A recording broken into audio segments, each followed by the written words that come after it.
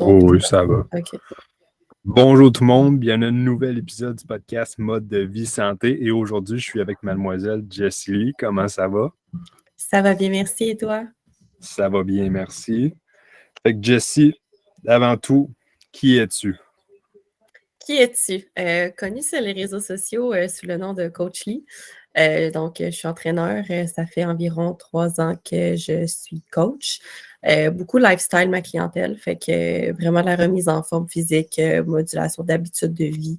En général, un peu-ish de bodybuilding dans le sens où c'est de la recomposition corporelle, mais pas de compétition, rien. Fait que vraiment du lifestyle.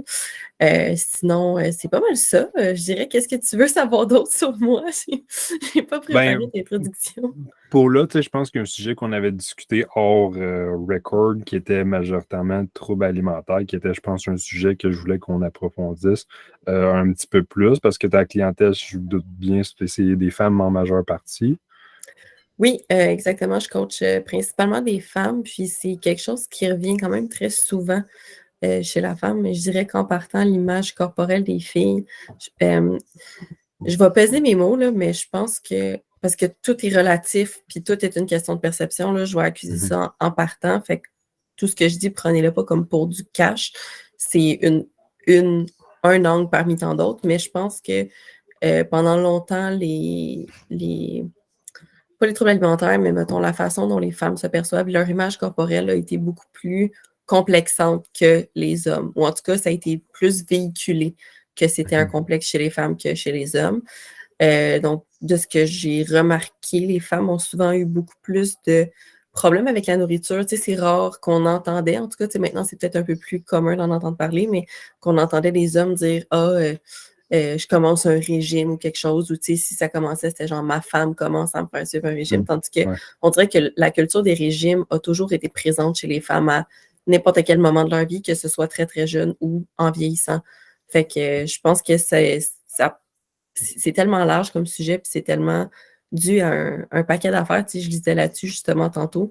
Puis tu sais, comme on avait dit, on en parle comme au niveau opinion, puis de ce qu'on voit, puis parce qu'on n'est pas des professionnels là-dedans. Là, tu sais, je vous invite tous à aller consulter les psychologues ou des nutritionnistes qui sont spécialisés en ça si vous sentez que vous êtes touché par ce sujet-là. Mais c'est ça, c'est plus d'accuser le fait que c'est vraiment beaucoup plus présent qu'on pense, autant chez les femmes que chez les hommes. Là. Mais avant, je pense que c'est juste plus véhiculé chez les femmes que chez les hommes. Moi, ben, en parlant de diète et régime, il y a une image qui m'est venue en tête. Je pense que même ça remonte dans les années 50 ou 60 quand les premiers styles diète-régime sont comme tombés sur le marché de comme le physique idéal, puis manger ces produits-là. Ça a vraiment été vendu comme un aspect marketing pour que les compagnies puissent faire comme de l'argent derrière de ça. Puis ça s'est transformé à vraiment un problème beaucoup plus gros que juste stratégie de vente un peu.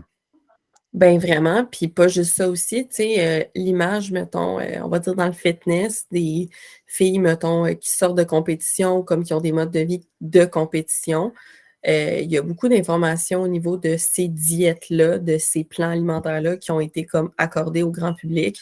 Fait que là, c'était comme devenu populaire, ben, comme tout n'importe quel régime, mettons, la diète cétogène, la diète carnivore, ou peu importe l'alimentation que vous choisissez, mais tu sais, même tu sais, les diètes de 2 weeks out de show, là, oui, tu vas shred, mais comme c'est pas fait pour être maintenu à l'année. Fait que comme il y a des gens qui ont pris des informations qui étaient destinées à des circonstances précises, puis qui ont essayé de l'appliquer à leur vie de tous les jours. Puis après ça, tu sais, l'affaire qui vient souvent autant dans n'importe quel trouble alimentaire que dans les gens qui essayent de faire des régimes, même si c'est pas au niveau des troubles alimentaires, c'est le sentiment de culpabilité quand ils réussissent pas ou quand ils reviennent dans leurs habitudes. Parce que tu essaies quelque chose qui est pas soutenable à long terme, on te rentre dans la tête que c'est supposé être soutenable, puis vu que tu n'y arrives pas, ben là, tu te sens comme de la merde parce que tu es comme, ben là, c'est moi le problème, c'est moi qui n'est pas correct, alors qu'à la base, c'était juste vraiment pas fait pour ta situation à toi. Là.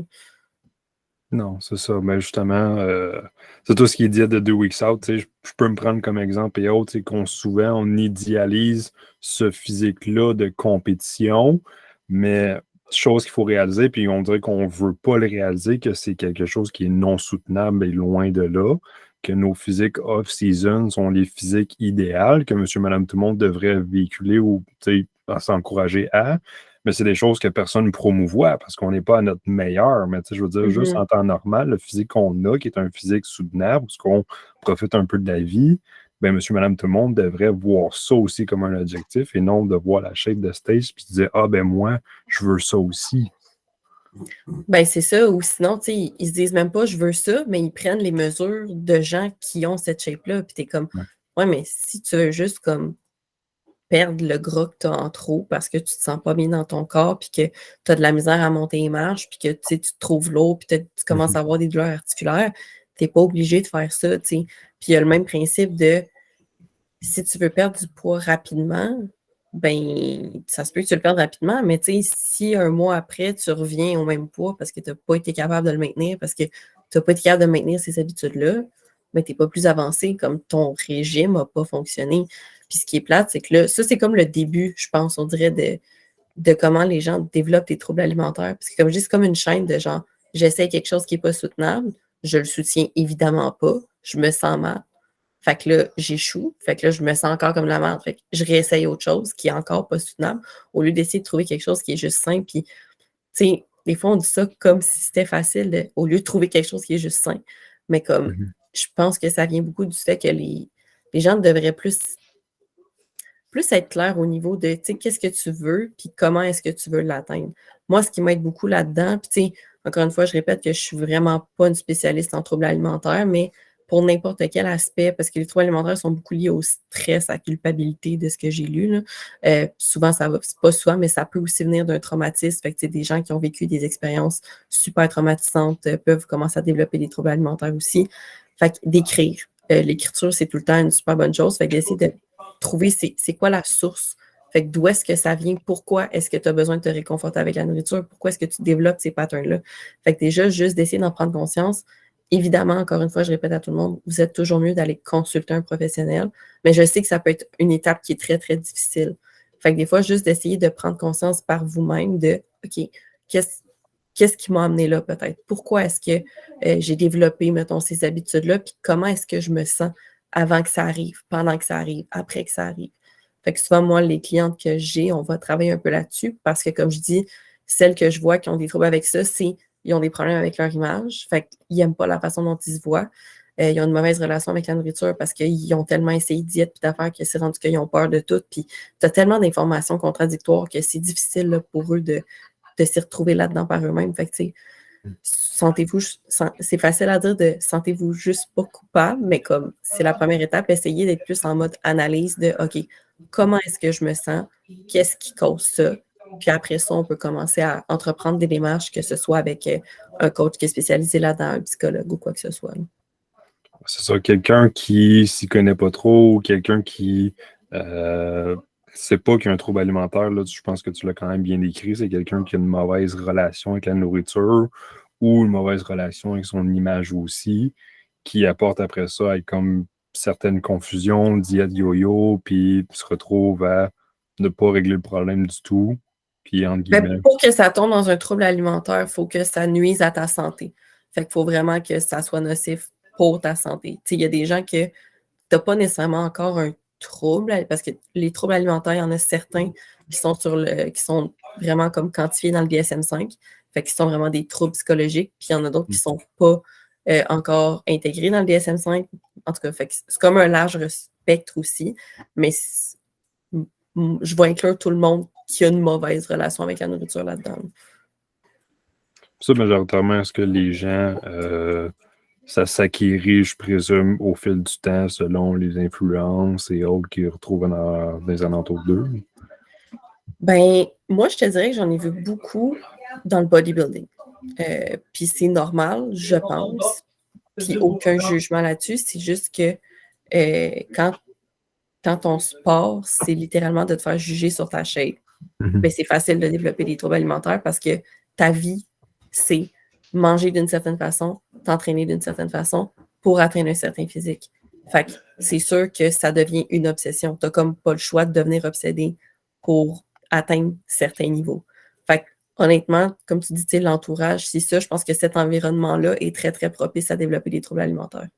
Ben, je le vois en étant dans le domaine depuis plusieurs années, puis c'est C'est une communauté autour de ça. Puis quand que tu sors un peu de ce monde-là, on dirait que tu es mis à part. Fait que tu veux pas, tu veux vraiment rester absolument dans ce monde obsessif, point de vue nutrition, qui fait après sorte que tu es comme pris dans ce cercle-là. Puis si tu dévies, ben, tu sors complètement. On dirait que hop, là, les gens ils se perdent puis ils se retrouvent à justement avoir une mauvaise relation avec la nourriture parce que est-ce que je fais des gros cheats? Est-ce que je me permets un petit peu? Est-ce que je peux prendre de l'alcool? C'est que tout ça devient une grosse confusion par la suite, là, je crois. Oui, puis honnêtement, c'est tellement.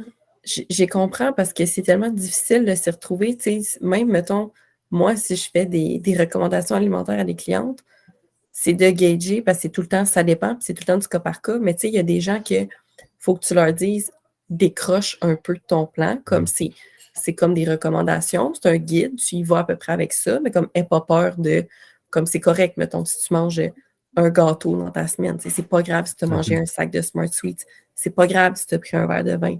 Quand tu essaies de rester dans l'équilibre, encore une fois, si tu as des objectifs précis dans le temps vraiment intenses, tu peux pas te permettre ça.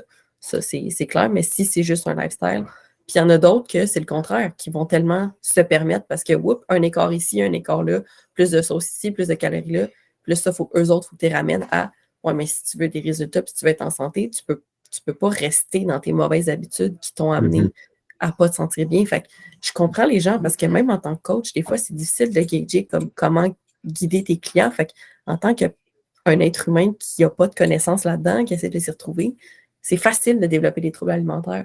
Puis comme j'avais déjà dit, moi, personnellement, j'en avais jamais eu avant. Puis j'avais essayé de faire une prep comme il n'y a pas si longtemps que ça, que j'ai d'ailleurs arrêté là, parce que ça me faisait juste pas. Puis j'en avais jamais fait, puis je le savais déjà. Puis je suis quelqu'un pour moi, c'est facile de bien manger. J'ai jamais eu de dépendance au sucre, rapport au chocolat. Mais encore là, c'est pas une dépendance, mais j'aime bien ça. Mais j'ai jamais eu de gros problèmes de, il y a des moments dans ma vie où est-ce que je savais moins comment m'alimenter. Je les ai toutes essayées, les niaiseries, là. Pas manger après 6 heures, couper peu importe patate, whatever. Quand t'as pas de connaissances, t'essayes ce que tu peux. Fait que j'ai toutes essayées, mais sans avoir de mauvaises relations tant que ça avec la nourriture. J'étais plus dans je fais des tests pour voir qu'est-ce qui fonctionne pour moi. Puis même là, moi aussi, ça a été vraiment difficile. Puis quand j'ai commencé ma prep, là, quand j'ai vraiment commencé, c'est ça. Puis tout ça pour dire que, moi, n'ayant pas de difficulté à manger sainement, ne me sentant pas privée en mangeant pas de beignes de poutine puis de hot dog, la prep, c'était vraiment de remettre des paramètres beaucoup plus précis. Quand tu es en prep, tu manges les fruits qui sont décrits sur ton plan. Tu ne manges pas celui que ça te tente de manger, puis tu ne manges pas celui qui est en spécial. Dans la vie de tous les jours, si ton coach te dit, parce que tu veux être en santé, tu manges juste des légumes verts, puis tu ne touches pas aux autres légumes parce que l'indice glycémique du poivron il est trop élevé, tu as un problème. Comme c'est pas vrai, c'est pas bon, fais pas ça. Tous les légumes sont super bons, comme une variété de légumes, amuse-toi. Fait que je voyais déjà en prep, c'est pas ça. Fait que d'où la nuance de faut pas que tu appliques quelque chose qui est fait pour la compétition à la vie de tous les jours. Fait en vivant ce processus-là, ça m'a permis de me remettre un peu à la place de mes clientes qui, elles, trouvent ça difficile, mettons, de juste bien manger, de juste comme. Parce que là, il fallait que, mettons, si tu écris des mangues, il faut que je mange des mangues. Ouais, mais si moi, aujourd'hui, ça me tente de manger une banane, mettons, ben non, il faut que tu manges ça. Fait que là, je me sentais privée. Fait que je revenais à ce sentiment-là, puis de faire de l'anxiété, de comme, j'ai vraiment faim, parce que veux pas, quand tu veux cut, il faut que tu aies un déficit calorique quand même intense quand c'est dans le temps, que tu as un certain temps pour le faire. Fait que j'avais tout le temps faim. Je pouvais pas manger ce que je voulais quand je voulais, même si c'était santé. Il fallait que je fasse le lien dans ma tête de comme, mais il faut que je me prive de manger des choses santé puis que je crève de faim. J'étais comme, je vois pas, il y a où le plaisir là-dedans. Fait que je me suis comme remis à leur place de comment ça peut être quand tu commences un processus, parce que tu peux sentir que genre t'es privé de certaines choses. Fait que d'essayer de trouver un équilibre là-dedans, encore là, c'était difficile. Puis je voyais déjà le après, parce qu'on parle souvent d'admettons, il y en a qui ont de la facilité à suivre le plan en prep, mais après, tu as le reverse de la psychologie, de genre, là, tu n'as plus de plan en tant que tel à suivre aussi restrictif, tu as plus de permission. Ça, c'est quand, mettons, tu as un coach qui te fait une reverse diet, mais sinon, mettons que tu es laissé à toi-même, que tu ne veux pas faire de compétition, puis là, tu es comme, je peux manger ce que je veux. Combien de gens font des rebounds, puis mangent n'importe quoi, puis reprennent un genre 10, 20, 30, 60 livres en une semaine, 2 semaines. C'est terrible, là, mais les gens sont pas comme préparés à ça, si on veut. Puis je voyais déjà, pour ma part, que ça s'en venait, pas à ce niveau-là, mais sachant que je sentais déjà de l'anxiété à comment j'allais réagir, j'étais comme... Je comprends les gens comme qui ont de la misère à s'y retrouver là-dedans. Là. C'est pas facile. Ben, c'est ça. Puis drôle à dire que justement, les gens qui ont de la difficulté sont ceux qui font une préparation pour une compétition, être ultra strict, puis par après, s'il n'y a plus cette structure-là, sont perdus. Fait que même principe pour un client qui va vers un entraîneur la première fois, s'il y a juste un plan puis il laisse à lui-même, il peut avoir de la difficulté à s'ajuster aussi. Fait que, tu sais, dans les deux cas, c'est vraiment faire un apprentissage avec l'alimentation, puis avoir une idée réaliste aussi de qu'est-ce que c'est un physique santé, parce que le physique santé n'est pas le physique compétition qu'on voit partout sur les réseaux sociaux. Il y a juste entre deux à voir, mais c'est vraiment d'avoir cette éducation-là, point de vue alimentation, pour faire les bons choix par la suite, éventuellement, par soi-même, puis trouver un juste équilibre aussi. Vraiment. Puis toi, mettons, c'est quoi ton expérience avec les troubles alimentaires? Ben, si je peux me prendre, par exemple, étant dans le monde du bodybuilding pendant plusieurs années, j'étais vraiment un robot point de vue alimentation, que ce soit, il fallait que j'aie ce plan-là. Si j'avais pas ce plan-là de manger exactement telle chose aux quantités précises, j'étais perdu. Je pense que le dernier coach que j'ai eu, Jean-Philippe Ferland, m'a appris plein de choses, point de vue alimentation, de varier beaucoup dans son plan à la base, même si c'était point de vue compétition, fait qu'au moins, on mange plus juste du riz poulet, on varie avec la viande aussi, puis d'utiliser une stratégie de portion et non tout le temps au gramme près. Fait que, je C'est calcule bon, encore ça. certaines choses, mais au moins, c'est d'avoir une certaine structure autour de l'alimentation. Puis, dernièrement, je me félicite, quasiment c'est niaiseux ce que je veux dire, mais de ne pas avoir peur de manger une petite pointe de gâteau une fois de temps en temps. Plus jeune à l'école, on m'offrait des chocolats pour l'Halloween, je disais non, je ne peux pas. Parce que Fait que, là, ça tu sais, fait vraiment, vraiment longtemps. oui, une première prep, entre guillemets, que j'ai faite, j'avais comme 15-16 ans pour une compétition, puis j'ai embarqué dans le monde du bodybuilding à 17-18, premier coach 19, fait que, tu sais, va faire peut-être 6-8 ans que je suis là-dedans. Puis là, je suis encore impliqué, mais je suis moins alimentation. Vu que j'ai appris justement ces connaissances-là, j'ai une éducation dans de l'alimentation. Là, j'ai vu, point de vue physique, mettons, j'ai pris du poids musculaire, mais j'ai aussi pris un petit peu de gras, parfait. On réduit les quantités de carbs un petit peu. Fait que, c'est des choses que maintenant, j'ajuste par moi-même, puis je réussis à plus avoir, entre guillemets, ce trouble alimentaire-là, de stresser à dire, ben là, off-season, il faut que je mange le plus possible tout le temps, en prep, on coupe, trouver un entre-deux. Maintenant, j'ai vu que je vieillis, j'ai trouvé un goût pour les vins, fait que je commence à déguster ça une fois de temps en temps, puis Je me justement, demande de qui t'as connu ça. c'est ça exactement. Fait que, c'est de vraiment réussir à apprendre aux gens, puis aux gens qui écoutent aussi ce qu'on veut véhiculer comme message, c'est de justement trouver cet équilibre-là, parce que c'est parfois dur d'avoir cet équilibre-là quand on regarde les réseaux sociaux partout, qu'on voit les meal prep des gens qui font des stories. Oh, riz poulet F5 pendant 14 semaines de préparer en avance. C'est bien beau, c'est cool. Il y a une structure en arrière de ça, mais il faut comprendre que si tu dévies un petit peu, c'est correct. Si tu manges le gâteau au complet, il y a autre chose, mais je veux dire, si tu te permets, justement, point de vue plaisir, puis si tu as un coach, communiquer avec un entraîneur si vous n'avez un, ça, je pense que c'est extrêmement important. Puis chaque fois que j'ai des clients, je dis communique avec moi le plus possible. J'aime mieux que tu me poses des questions que tu saches pas trop quoi faire, puis finalement, tu n'as pas le résultat que tu veux. Fait que toi, tu es fâché, moi, je suis fâché, tout le monde est fâché, mais si on aurait pu avoir une bonne discussion, on met une structure en place, une stratégie en conséquence. Fait que tout ça pour dire que justement, il faut avoir cette connaissance-là, cet apprentissage-là, point de vue nourriture, là, tôt ou tard pour n'importe qui. Oui, puis soyez honnête avec vos coachs aussi, parce que de nous cacher les affaires, ça ne nous aide pas à vous aider. Tu sais, Mhm. dépendamment de quel coach vous avez et quels sont vos objectifs, encore une fois, là, c'est tout le temps, ça dépend.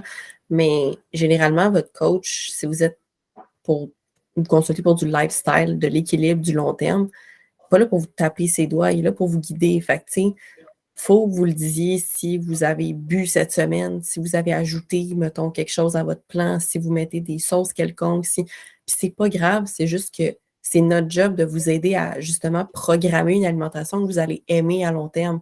C'est pas fait pour tout le monde de manger du tilapia puis des légumes verts comme à tous les repas chaque jour. C'est pas, tu sais.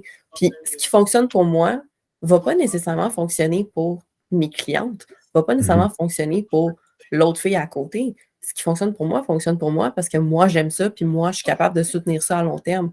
Mais la personne à côté, je veux dire, peut-être qu'elle, ne tente pas de manger du chocolat tous les jours, puis peut-être qu'elle, ce qu'elle aime mieux, c'est justement, on va dire, se programmer un verre de vin ou un souper ou deux au resto parce qu'elle travaille sur la route. Puis, tu sais, peut-être qu'elle, ce qu'elle aime manger dans la vie, c'est des pâtes. Fait que peut-être qu'elle, elle a besoin qu'on lui programme ça, tandis que moi, je peux m'en passer pendant des semaines et des mois, puis ça ne me dérange pas. Fait que si vous ne communiquez pas ces petites affaires-là, puis vous faites juste les ajouter, comme tu disais, c'est qu'on vient avec, ben le client n'a pas de résultat. Nous autres, on ne sait pas pourquoi, parce qu'on, mettons, il nous dit il a suivi le plan, puis t'es comme, ben là, je ne sais pas ce que je peux faire de plus.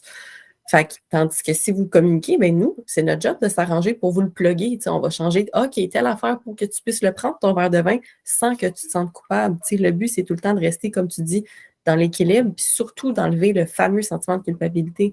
On essaie tout le temps de dire il faut arrêter d'avoir la mentalité de 100% ou 0%, de tout ou rien. C'est le plus petit pas possible vers ton objectif. Fait que essaye de build up une bonne habitude à la fois. Puis, tu sais, si tu es juste 1% meilleur à chaque jour, ben c'est vrai que tu es fucking meilleur à la fin de l'année.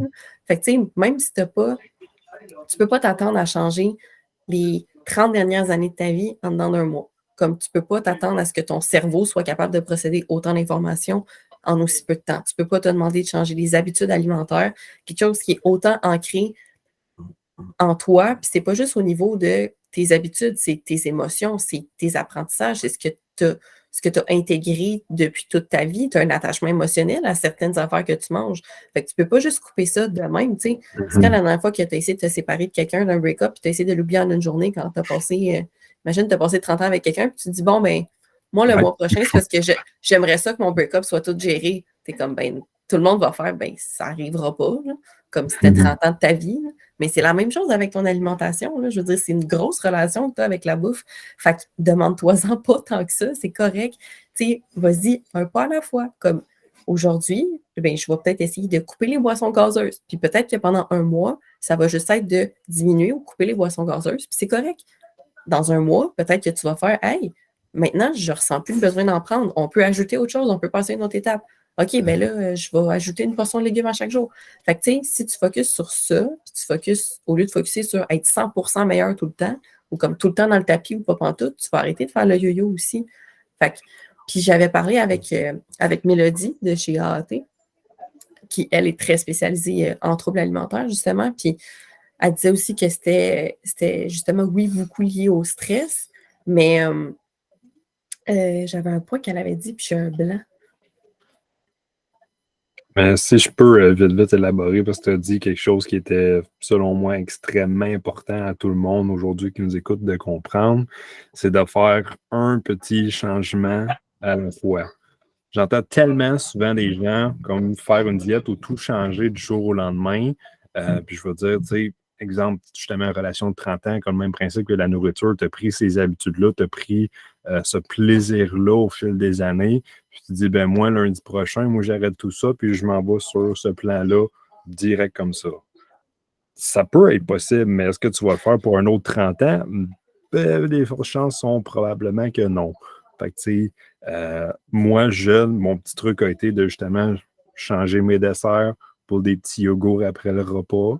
Après ça, justement, j'ai enlevé ce lien-là de finir le souper et un dessert. Fait que, tu sais, souvent, il y a beaucoup de familles qui, encore, je crois, qui ont cette mentalité-là de finir le repas, un dessert qui vient avec, éventuellement à dire, ben justement, j'ai mon repas, that's it. Fait que vraiment, une petite chose à la fois.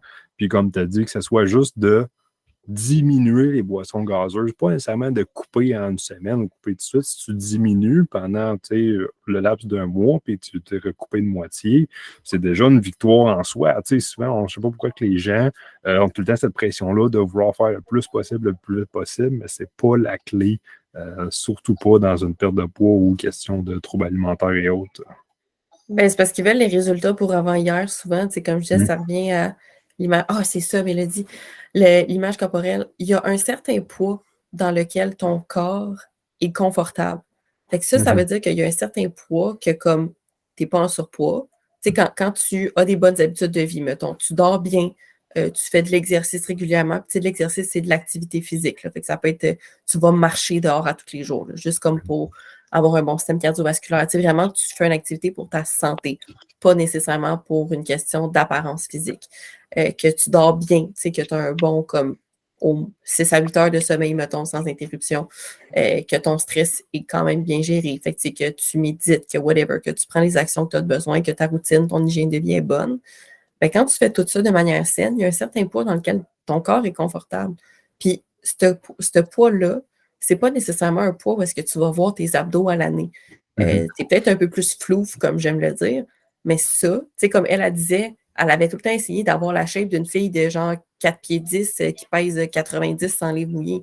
Mais Milo est grande puis elle est faite plus costaud. Fait que quand tu essaies de restreindre ton corps à ça, jamais tu vas être capable d'être bien et confortable, comme si tu essaies tout le temps d'incarner cette identité-là, puis que tu manges, ton alimentation est avec ça, puis que tu continues de taper sa tête parce que ton image corporelle, elle ne ressemble pas à cette fille-là qui est complètement inatteignable, ou ce gars-là, mais tu vas rester malheureuse toute ta vie, puis je pense que c'est comme ça que tu vas continuer de te taper sa tête puis développer des troubles parce que c'est quelque chose qui n'est pas atteignable puis dans lequel tu n'es pas sain. Fait que pose-toi la question, est-ce que ce que tu veux, c'est cette shape-là, ou est-ce que tu veux être heureuse, puis te sentir bien, puis avoir de l'énergie? C'est quoi tu veux? Si tu veux faire du bodybuilding, vas-y, c'est correct. Mais comme si c'est pas ça, puis toi, t'es une mère ou un père de famille qui veut juste pas avoir une bédaine de bière. Je dis de bière, mais genre juste une bédaine, parce que ton gras s'accumule là, puis ça peut être malade. Mais bref, que tu veux juste te regarder dans le miroir, puis faire comme, hey, j'aime ça, tu sais quoi, puis te réveiller le matin, puis faire, hey, j'ai de l'énergie, je peux jouer avec mes enfants.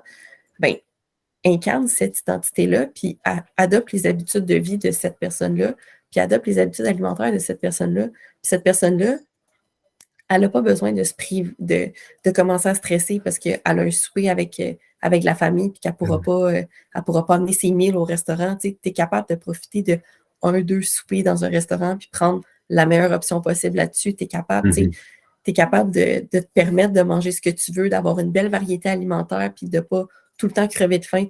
Il y a moyen de moyenner, mais il faut juste, je pense, que pour t'aider, que tu éclaircisses encore une fois qu'est-ce que tu veux atteindre, puis que tu acceptes dans quel poids ton corps est confortable. Puis là, je ne vais pas dans le body positivity, il n'y a personne qui est confortable à 350 livres. Mais comme tu es peut-être confortable un peu plus flou que ce que tu essayes de ressembler en ce moment, puis c'est correct. Oui, puis justement, je pense que, point de vue poids santé et autres, je pense qu'il y en a beaucoup avec le temps que ça peut être aussi simple que avoir assez d'énergie ou assez de souffle pour jouer avec ses enfants. Ou, il y en a qui ont de la misère à monter des marches. Je veux dire, juste de réussir à dire, ah, ben j'ai perdu le poids, maintenant je monte mes marches pour aller à l'appartement, peu importe, sans être essoufflé. C'est des facteurs qu'on ne prend pas en considération parce que souvent, c'est le poids, ce qu'on voit sa balance. Mais je veux dire, juste des petites choses comme ça, de dire, ah, je suis plus fatigué pour telle chose, j'ai plus d'énergie, c'est des facteurs qui sont beaucoup plus importants que juste le chiffre qui est sa balance, qui en réalité, oui, c'est un facteur à mesurer, mais ça ne veut pas tout dire non plus. Non, puis rappelle-toi aussi, reviens à l'essentiel. Les gens qui t'aiment, puis les gens de qui probablement tu cherches la validation, ils vont pas se rappeler de toi quand tu vas mourir en se disant hey, c'était vraiment le fun de voir ses abdos à l'année longue, elle. Elle, là, mon Dieu, qui intéressant. C'est pas ça que le monde va se rappeler de toi. C'est hey, c'était vraiment cool les souper avec elle parce qu'on peut avoir des belles conversations avec lui. Hey, c'était vraiment nice. Quand on était avec Tony, on pouvait faire des activités. Puis genre, il était nice, il m'écoutait parler. N'oubliez pas que votre valeur n'est pas rattachée juste à ce que vous avez de l'air. Puis la bouffe, c'est pas juste rattaché à calories in, calories out. C'est des moments que vous passez avec les gens que vous aimez. C'est de l'énergie que vous donnez à votre corps. Fait que c'est de l'amour que vous vous donnez. C'est juste de se rappeler aussi, c'est quoi les bases de ça? T'sais, l'alimentation, c'est supposé être une relation saine que vous ayez avec. Puis oui, encore une fois, c'est beaucoup plus difficile à faire que c'est facile à dire, mais je pense que mes conseils là-dedans, encore une fois, je suis vraiment pas une pro, mais c'est vraiment de se ramener à la base de qu'est-ce que tu veux vraiment. C'est quoi ton why? C'est quoi que tu veux? Quel genre de vie tu veux? Pense à la vie que tu veux. Est-ce que tu es capable à vie de manger ce que, mettons, la fille de bikini, elle mange? Est-ce que toi, ça te rend heureuse de manger ça? Non. Fais-le pas. Tu vas jamais être capable de maintenir quelque chose que tu n'aimes pas. Fait que change, va chercher de l'aide si c'est un trouble alimentaire, parce que là, je parle pour ceux qui ont, mettons, une moins bonne relation avec la nourriture, parce que ça les stresse sans que ce soit un trouble. Les troubles, encore une fois, c'est pas juste comme, hey, fais autre chose, c'est comme, vous avez besoin de consulter. Mais en général, je dirais que pour vous enlever un poids sur les épaules, arrêtez de focusser sur, je veux être en shape, puis rappelez-vous, OK, mais la raison, mettons, pour laquelle tu as voulu perdre du gras, là, c'est pourquoi? C'est quoi que tu veux? Parce que clairement, c'est pas des abdos que tu veux, parce que tout ce que ça prend pour maintenir tes abdos, tu veux pas ce mode de vie-là. Fait que c'est quoi le mode de vie que tu veux, dans le fond? On peut te le programmer, mais il faut que tu saches c'est quoi que tu veux. Tu as dit plein de points positifs, puis vite parenthèse, vite, là, justement, tout ce qui est bodybuilding, même si tu fais des diètes creux-fins ou peu importe, où tu as la shape de rêve, tu es tellement marabout parce que tu n'as pas d'énergie à cause de cette alimentation sous-calorique, qu'après ça, toutes tes relations, que ce soit couple, il y a plein de couples, point de vue prep, qui brise à cause de cette restriction alimentaire-là. Fait que est-ce que tu veux avoir une mauvaise relation avec tes enfants, avec ton conjoint, avec tes parents, parce que toi, tu te dis, ah, ben, il faut que je coupe full mes calories parce que je veux atteindre cette physique-là, mais qu'est-ce que le physique-là va apporter de plus? Rien. C'est juste une apparence, en fait, ou une validation des autres qu'on peut aller chercher, mais en soi, est-ce que c'est vraiment quelque chose qui apporte un plus? Malheureusement, pas vraiment. Non, puis ça, c'est super intéressant ce que tu viens de dire parce que, écoute, même moi, quand j'ai mis un stop à ma prep, j'étais à 1006-1007 calories, ce qui est quand même correct, là, élevé. Je n'étais pas à 800 ou 1002. Là. Puis déjà là, je veux dire, comme tu dis, là, ça vient jouer sur tes hormones aussi, puis surtout quand tu es une fille. Là, fait que tu es stressée, tu es fatiguée tout le temps, tu es tout le temps bête, tu es tout le temps irritable. Imagine tes pires SPM, là, je parle aux filles, là, tout le temps, juste tout le temps. Tu as envie de brailler pour rien.